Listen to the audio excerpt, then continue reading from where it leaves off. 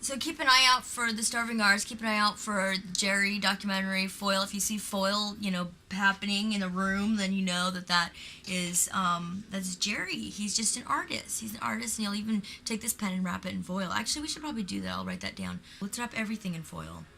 Wrap it, wrap it, wrap it, wrap it. What good is sitting alone in your room? Come hear the music play. Life is a cabaret, old chum. Come to the cabaret. Put down the knitting, the book and the broom. Time for a holiday. Life is a cabaret, old chum. Come to the cabaret. Hi, I'm still Jerry. I like to think of myself as Jacques Cousteau. Just kidding. You may not recognize me with my new glasses. I know I do. My wife thinks they're a little too literal. As you can see, I am still a dedicated aluminum foil applicationist, and this is by far my biggest challenge yet. I intend to foil the entire length of this breakwater, which is protecting the boats and shoreline of the seaside community. It's a very symbolic piece to address the problem of global warming and the rising sea levels which are inundating the planet. Not unlike what occurred in the Mississippi Delta region last fall. But first, I must get in communication with my collaborator, Mr. Dupar in Estonia. I'm not so great with numbers. I was a liberal studies major in college. And in order to figure out exactly how much foil I'm going to need, I must place a strategic call to my mentor and artistic associate, Mr. Dupar. He is currently orbiting the 4 moons of Ernie, which are in turn orbiting the planet of Bob in the galaxy of Fernando.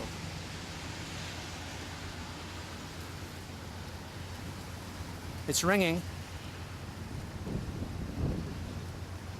Hello, Felix? There's a bit of a delay because of the distance. Yes. Yeah, this is Jerry. Yes, I'm almost ready to begin. I just need your calculations on the quantity of aluminum foil I'm going to need to do the breakwater. Breakwater, how much? What's that? Yes, I hear that.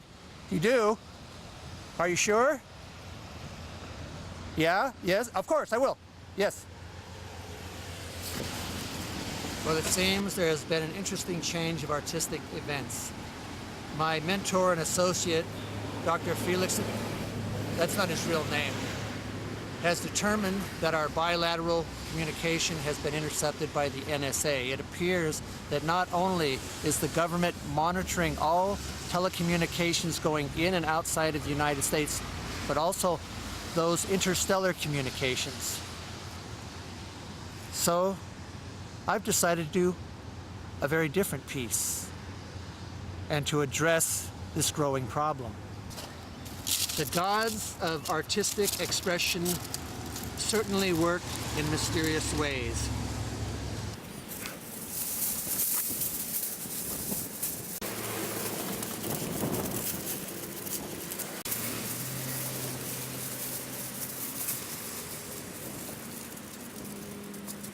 I came here fully intending to wrap the breakwater in aluminum foil, but that will have to wait for another day because I must address something that is affecting me very deeply this afternoon.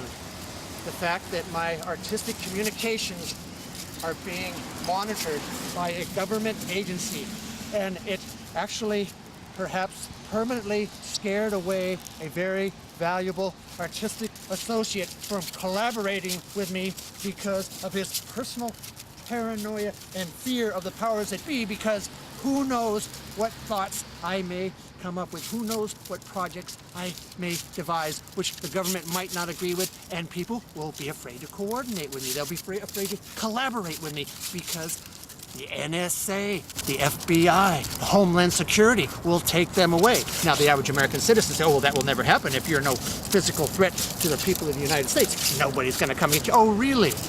That's how it always starts.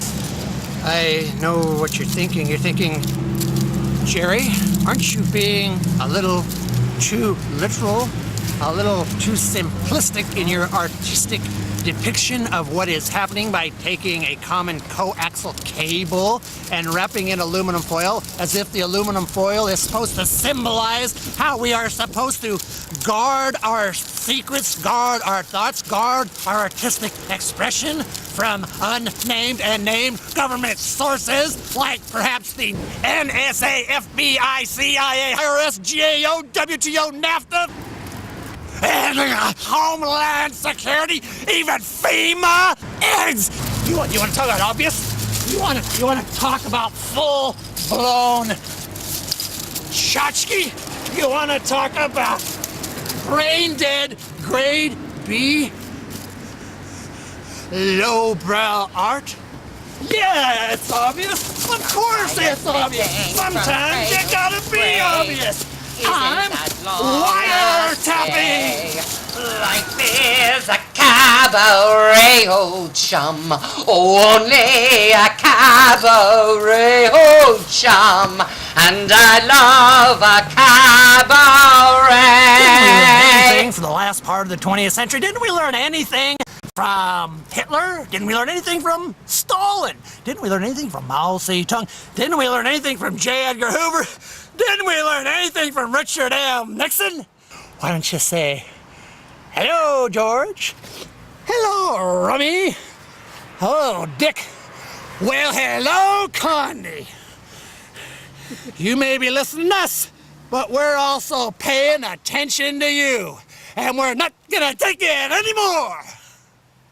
Secondly, there are such things as roving wiretaps. Now, by the way, anytime you hear the United States government talking about wiretap, a wiretap requires a court order. A wiretap requires a court order. A wiretap requires a court order.